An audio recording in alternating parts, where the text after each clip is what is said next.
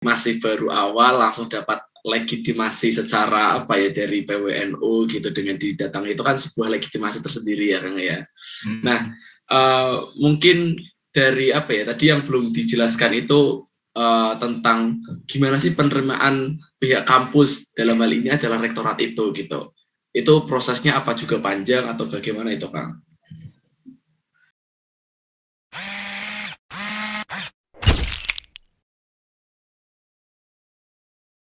Panjang sekali kalau ke kampus ya.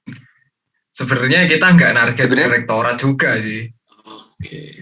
Kita nggak ada kepikiran ke sana karena pasti eksternal itu masih apa ya pelan-pelan lah harus. Kita kan bukan internal juga. Pada waktu itu rektornya masih Prof Sudarto ya, Gus. Pada waktu itu masih Prof Sudarto dan kita masih dalam rangka pemetaan siapa kawan dan siapa lawan. Itu cukup menguras pikiran. Kita nggak belum memikir wah nanti rektorat gimana penerimaannya. Kita belum mikir ke sana. Penguatan internal dulu gitu. Setelah dapat legitimasi dari PWNU, terus akhirnya kita punya supporting system dosen Undip internal ya. Akhirnya kita jalan lah pelan-pelan. Itu harlah pertama itu dulu kita itu kan kalau sampai ke rektorat kan harlah kedua ya yang Undip bersolawat itu harlah kedua ya. Harlah kayak yang kedua harlah kayak pertama itu dulu di FEB. FEB benar. Yaitu FEB itu mengundang Peter Carey terus sama dari UNES siapa? UNES bukan. Terahnya Pangeran Diponegoro. Ya itu satu, tapi dari UNES juga satu dosen. Ada dosen ya? Dokter dari ya, ada seharusnya 3 pembicara. Sama Abah Sam'ani, almarhum. Almarhum Abah Sam'ani pembicara. Terus terahnya dulu Peter Carey itu digantikan sama terahnya terahnya Pangeran Diponegoro itu Ki Sadewo kalau nggak salah. Benar. Ki Sadewo itu dari dulu itu ketua keturunan apa namanya di Pangeran Diponegoro. Dulu itu adalah ada organisasinya. Lah ketuanya Ki Sadewo. Salah itu. Kalau nggak salah. Nah, kenapa kok sampai dulu tuh gini. Kegiatannya ada lomba TPQ, ya kayak sekarang lah. Ada lomba TPQ, ada seminar. Dulu yang diunggulkan kita itu ada lomba TPQ dan seminar. Itu pertama kali kita membuat kegiatan besar nasional. Yang melibatkan orang lain. Kan seminar nasional. Dulu itu -1, kita minus berapa kan? Minus 15 berarti ya. 16 juta kan? 15-16an. Terus gimana itu Pak? -1 itu iya sekitar gitu. Ketua panitianya kalau nggak salah Kiki ya. Kiki. Wakilnya Armila. Mbak Arun Boyo. Mbak Arun itu acara. PJ. Oh iya PJ acara. Nah, itu dulu -1 memang itu apa namanya? Kita minus 16 juta. Nah, kita kenapa minus 16 juta? Itu salah satu sandungannya adalah bisa Peter Carey. Profesor UI yang dia adalah orang penulis sejarah Pangeran Diponegoro. Iya, dulu karena sejarah Pangeran Diponegoro yang kita angkat. Ya, dulu waktu itu memang -1 itu menjadi momok yang paling menakutkan sampai ketuanya saja sampai bingung. Terus dulu saya tuh berbincang dengan Kang Kiki memang panitia memang sangat stres karena minus 16 juta dalam waktu besok mau bayar gak bisa. Tiba-tiba ada jalan keluarnya ya apa? Peter Carey jam 2 malam berhalangan hadir dengan mengirim via email jam 2 malam. Kebetulan saya belum tidur. Terus karena dalam bahasa Inggris saya tidak terlalu jago bahasa Inggris, saya suruh translatekan ke pondok. Jadi kita Fauzi pasti kerja PC-nya. dulu ke Fauzi PJ-nya. Nah, saya Fauzi, terus ada Bagas kalau nggak salah. Bagas sudah masuk ya? Udah. Nah, itu terus berkembang, terus kita memang waktu itu sowan. Nah, alhamdulillah dulu ada RMI ya kan? RMI Robito. Iya, punya madrasah ya. RMI membantu 4 juta. Iya.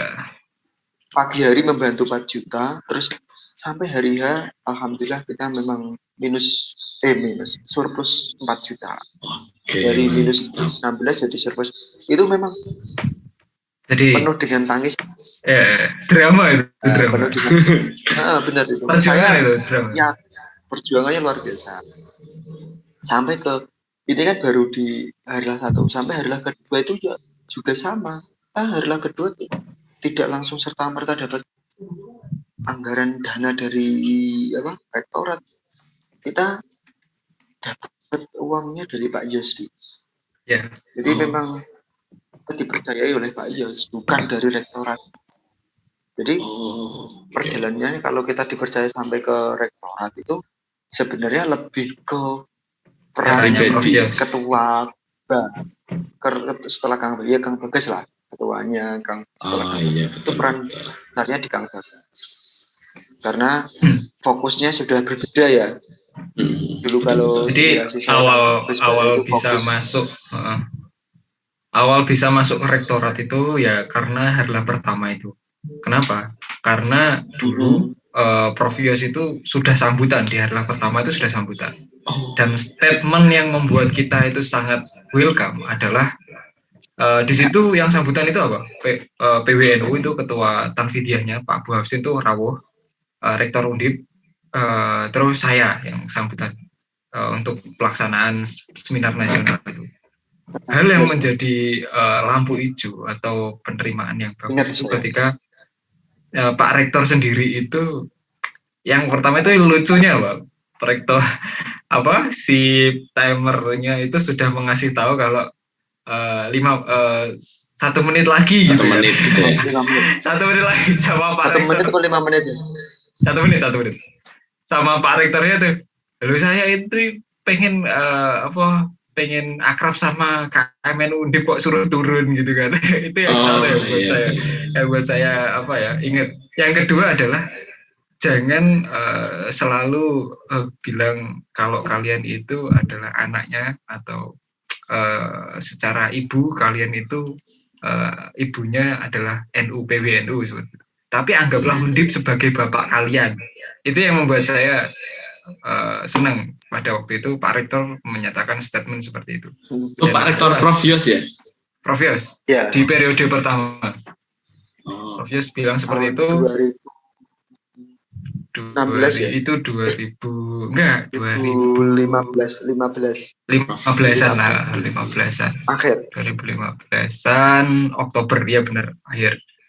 Nah itu seperti itu akhirnya itu sudah menjadi lampu hijau untuk kita. Akhirnya ya dari situ proses kita mulai mengenalkan diri secara intens ke rektorat. Nah, momen itu adalah pergantian ketua antara saya dengan Kang Bagas karena akhir kepengurusan itu pasti jatuh di Desember dan ketua baru terpilih di akhir Desember menuju ke Januari. Nah, akhirnya ditindaklanjuti sama Kang Bagas. Nah, Kang Bagas itu adalah link pertama masuknya KMNU di internal Undip. Makanya dari situ tadi nyambung Kang Fatur ke Harlah kedua itu sholawat bisa. Tapi sebelum itu kita pernah mengadakan sholawat dulu Gus. Sebelum Undip bersolawat kita ngadain sholawat akbar di Maskam pertama KMNU berarti ya. KMNU kerjasama dengan Ready. Itu pas waktu momennya Maulid Nabi itu kita gebrakan pertama NU di Undip itu ada lewat namanya sholawat akbar. Nah, pembicara nih. Pembicaranya siapa ya? Dari Pak PWNU. Yai, siapa saya lupa. Rojak. PWNU dari PWNU. Dari PWNU pokoknya. Oh, rojak. Nggih, pokoknya Rojai kalau nggak salah namanya, akhirnya itu saya lupa. Beliau itu adalah momen pertama itu KMNU bisa mengadakan kegiatan berbarengan dengan Maulid Nabi. Kepanitiaannya bersama dengan Redi. Wah, itu awal kemesraan KMNU dengan Redi itu di situ. Awal kemesraan ya. Maulid Akbar. Maulid Akbar.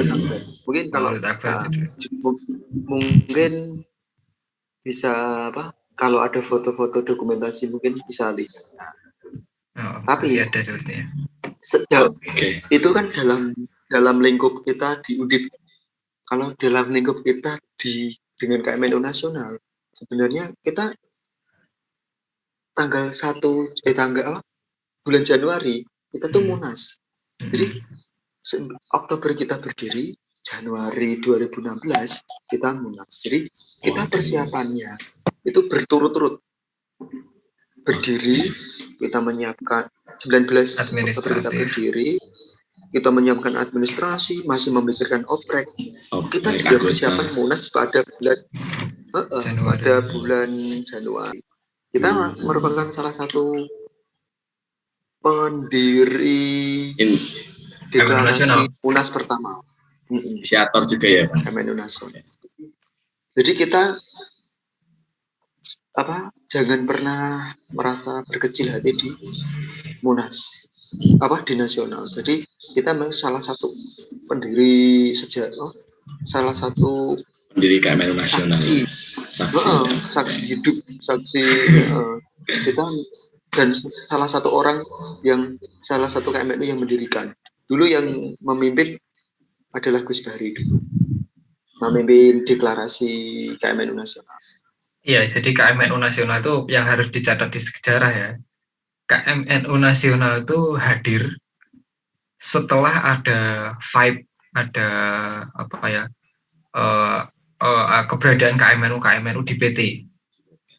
Awal pendirian KMNU yang dengan nama KMNU itu ada 11. Satunya itu namanya Iman. Itu ada di STAN. Yang dua itu PKPT. Jadi jangan salah, di Munas pertama KMNU itu juga mengundang PKPT IPNU 2. Yang satu UNES, yang 2 Jember. Itu sejarah itu. Bahkan logonya Universitas UNES dan UNES Jember itu sudah ada di pamflet Munas. Nah, setelah itu mengundurkan diri.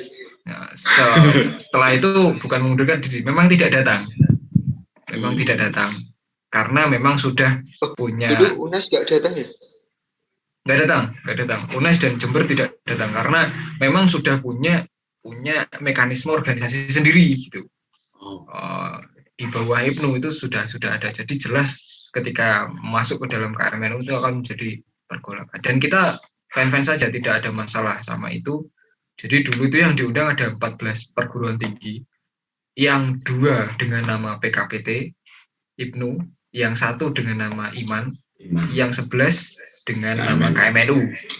Nah, saat itu KMNU paling muda itu adalah UI sebenarnya, baru 28 hari.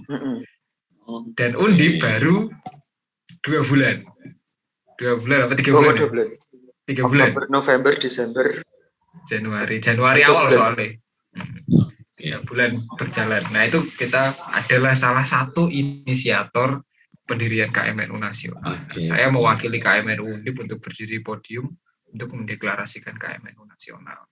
Jadi jangan berkecil hati. Kita juga awal-awal di pendirian kita juga tidak juga diem, tapi juga mensumbangsi juga punya pemikiran. Oke, Kang kita Bahri. Di ADART nasional. Iya, gimana Kang? Kita juga di ADART nasional, GBHO nasional, TKO nasional. Kita juga dulu banyak berkecimpung banyak, terutama di kaderisasi dulu yang kaderisasi dulu siapa ya? Silakan Gus. Saya sama Armi lah.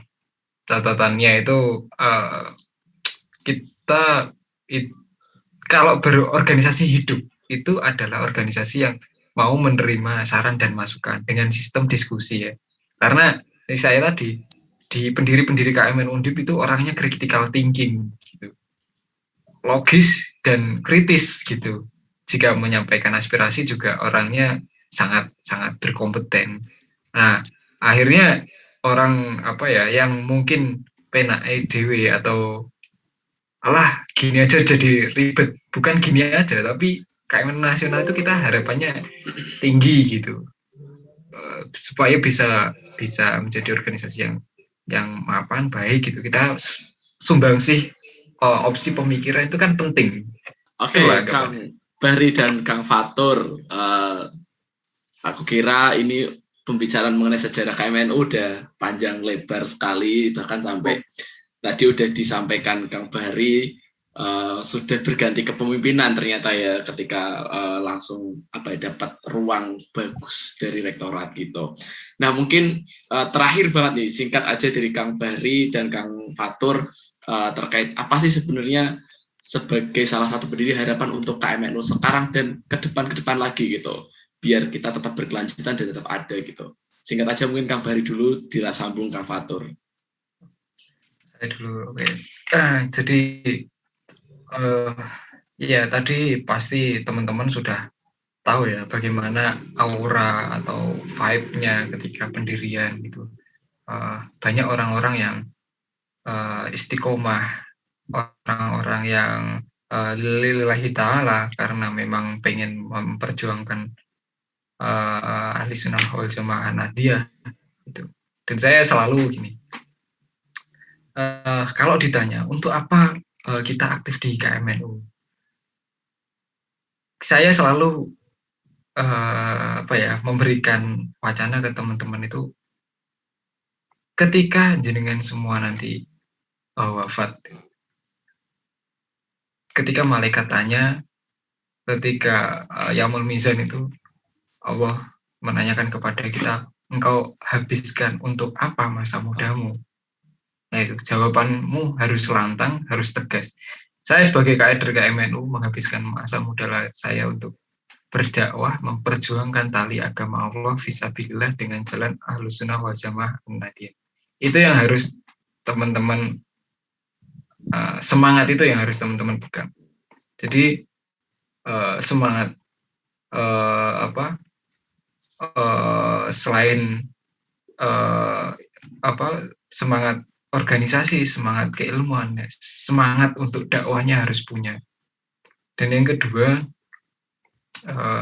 dari semangat tersebut harus di breakdown ke dalam keseharian organisasi kita.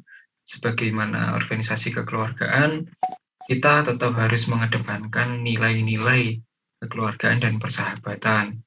Jangan sampai nilai-nilai kekeluargaan dan persahabatan itu menjadi hal yang diakhirkan, seakan-akan organisasi menjadi saklek, seakan organisasi menjadi sangat taktis.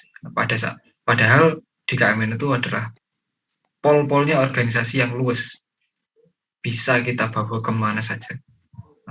Dan semangat itu juga kita harus iringi dengan aktualisasi diri kita melalui kegiatan keseharian kita, mencerminan kepribadian kita setiap hari. Nah, dengan semangat Ahlus Sunnah wal Jamaah, kita juga harus pede setiap hari. Kita sebagai seorang Nahdiyah itu juga harus pede. Anda mahasiswa itu tempatnya gudang ilmu, orang yang masih kritis dalam menyampaikan pendapat. Nah, jadi ini adalah momen kalian untuk bisa khidmah di NU untuk kedepannya. Oke, mungkin Kang Fatur sekarang, Kang. Ya, ini dari saya ya. Saya teringat pada tahun 2015, pertengahan 2015, di mana KMNU itu ambruk setengah 2000? tahun hampir 15 pertengahan. Nah, di mana separuh dari KMNU itu mengundurkan diri ya dari kepengurusan. Nah, ini karena ini temanya adalah mengutip sejarah. Jadi saya kan mengambil hikmah dari kejadian itu ya. Separuh dari anggota KMNU itu menghilang dan ambruk itu banyak. Yang pertama dari egoisitas masing-masing. Yang kedua adalah pengkotak-kotaan. Jadi dulu terkotak-kotak kita. Yang ketiga adalah urusan pribadi, yaitu dalam kutip adalah percintaan. Ya, itu dari 3 faktor itu yang selama ini sampai KMNU sekarang itu yang menjadi faktor penghancur KMNU sampai sekarang. Entah itu dari kualitasnya, entah itu organisasinya yang bubar, atau tujuannya yang udah. Itu ada 3 itu. Egoisitas masing-masing. Yaitu dimana dulu KM egois dengan pendapatnya masing-masing. Saya termasuk dulu juga termasuk orang yang egois. Terus kedua, pengkotak-kotakan. Jadi KMNU itu dikotak-kotakkan. Ada ini, ada itu, golongan. Jadi membuat kotak sendiri. Kalau nggak ada orang itu, kita nggak ada. Itu membuat KMNU dulu hancur. Ketiga, cinta. Itu faktor yang besar. Sampai sekarang aku yakin ini masih menjadi penyakit di KMNU. Persoalan nih. Bahkan dulu saya pernah, ya intinya itu saya pernah sampai mengeluarkan kata-kata, kalau orang yang memanfaatkan KMNU untuk berpacaran, dulu saya sumpahkan untuk tidak jodoh. Dulu memang seperti itu, saya sumpahkan. Terus itu memanfaatkan ya. Jadi beda lagi kalau jodoh ketemu di KMNU, tapi kalau memanfaatkan KMNU, saya dulu memang mempersumpahkan tidak akan jodoh. Entah itu doa saya dikabulkan atau tidak ada, tapi KMNU jika dikendarai untuk mencari bentuk kemaksiatan di situ, saya memang dulu sampai lulus.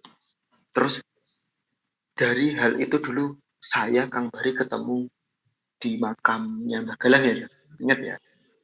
Waktu itu saya ketemu Mbah Galang, saya bersaksi di situ bahwa saya itu enggak jadi anggota jadi pengurus itu, saya akan tetap mengurusi dulu itu. Karena apa? Saya ingin membuktikan bahwa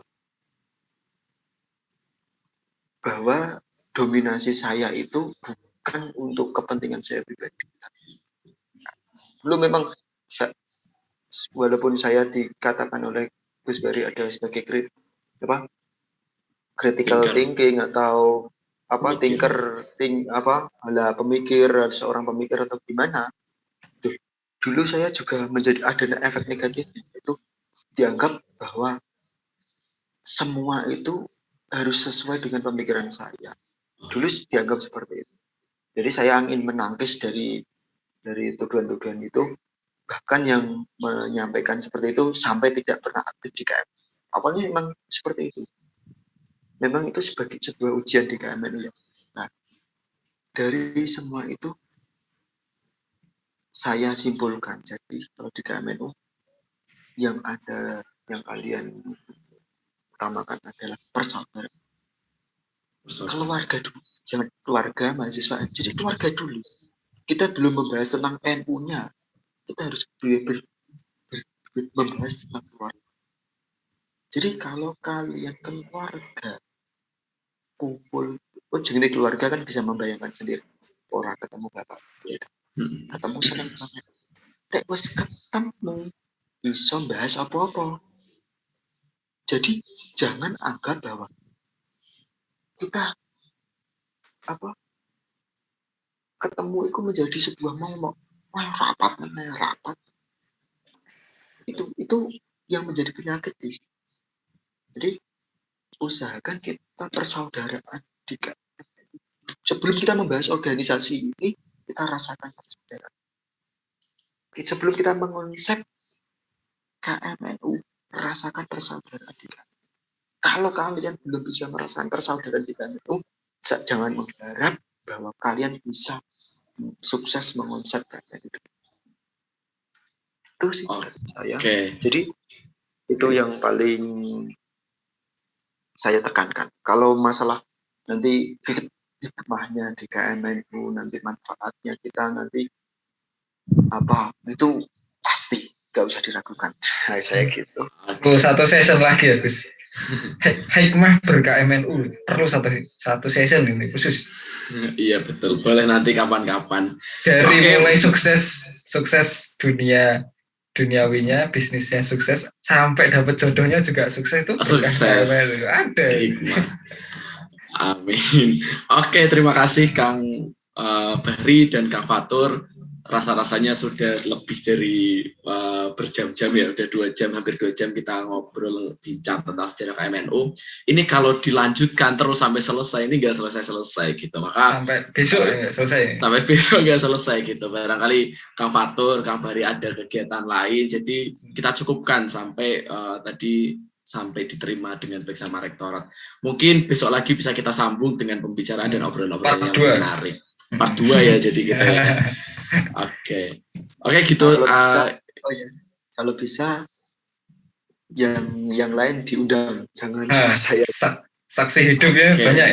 Siap, nanti insya Allah kita undang semuanya Kang. Terima kasih mungkin di episode yang pertama ini podcastku, dan sampai jumpa di podcastku episode kedua, dan salam podcastnya KMNU Undip. Terima kasih matur nuwun sangat Kang Bahri dan Kang Fatur. Selamat beristirahat. Oke.